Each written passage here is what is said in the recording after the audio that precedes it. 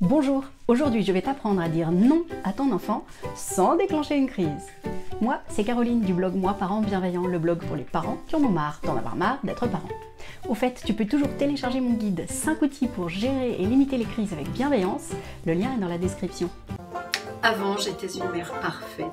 Oh, j'aime tellement les enfants. Et puis j'en ai eu un, et puis un deuxième, et puis un troisième. C'est là que les choses se sont gâtées. Alors j'ai cherché, creusé, lu 1 million de livres au moins. Je me suis formée. Et me voilà. Tu sais, toi, comment dire non à tes enfants sans déclencher une crise? Bah, je dis non. Et ça marche? Non mais tu comprends, il demande toujours les choses au pire moment. Alors forcément je dis non, je crie, je m'énerve lui aussi et après c'est lui qui me dit non. En fait, ce n'est pas simple de dire non.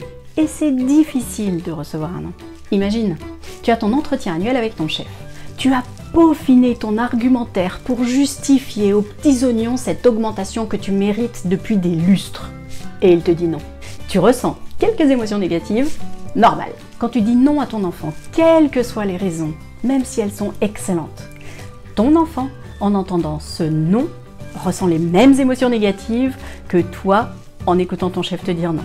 Car de son point de vue, son désir est très présent et il n'a pas du tout le référentiel nécessaire pour savoir si c'est raisonnable ou pas, le bon moment ou pas, dangereux ou pas. C'est parce que jusqu'à l'âge de 4 ans environ, un enfant est dans le présent. Son désir c'est maintenant. Alors quoi? Je lui dis oui à tout? En fait, c'est une partie de la solution. Non, je ne veux pas que mon enfant soit pourri gâté. Attends, laisse-moi t'expliquer. D'abord, examinons les différents cas où l'on dit non. Ça commence au moment où notre bébé a suffisamment grandi pour commencer à se déplacer seul.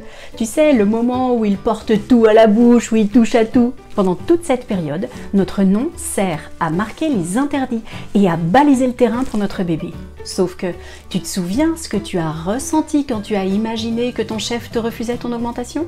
Pour ton bébé, c'est pareil.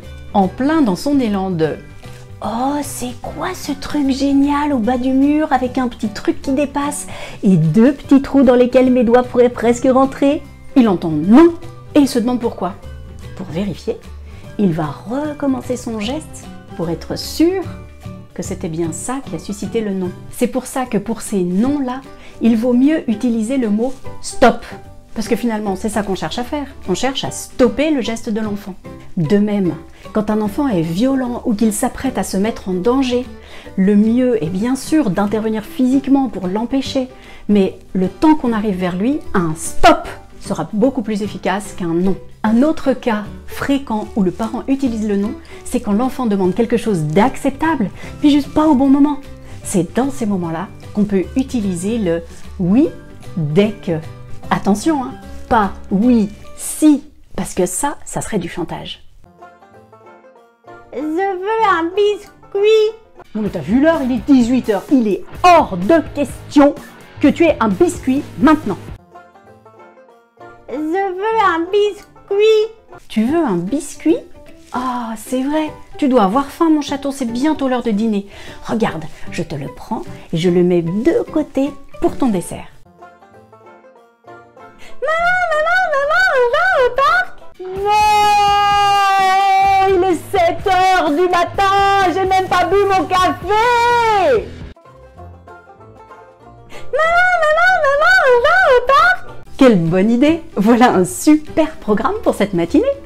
Écoute, pas tout de suite, mais dès que maman a fini son petit-déj et que tout le monde est habillé, alors on ira jouer au parc. La plupart du temps, recevoir un oui, même décalé dans le temps, permet d'apaiser la frustration, parce que le désir a été entendu et reconnu. Mais parfois, il nous demande l'impossible, quand ma choupette me demande d'aller se baigner chez papy et mamie un 4 janvier, bah franchement, à part non, je vois pas ce que je peux lui dire. Dans ces cas-là, le plus simple est de reconnaître la demande.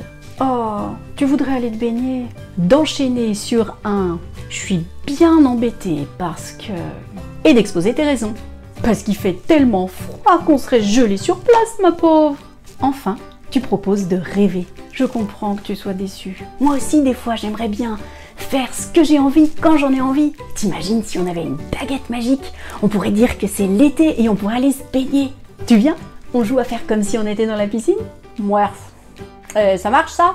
Tu ne vas pas supprimer totalement l'émotion négative parce que l'enfant n'a pas eu ce qu'il voulait.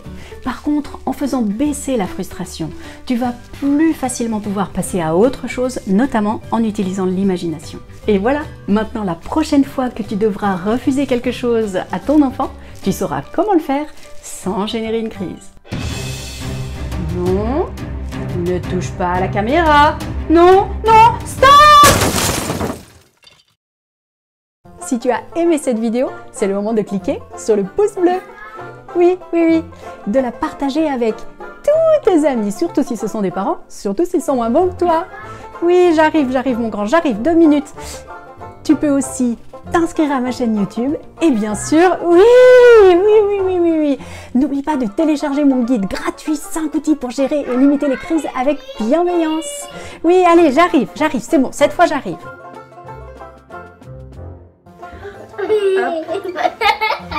Attends.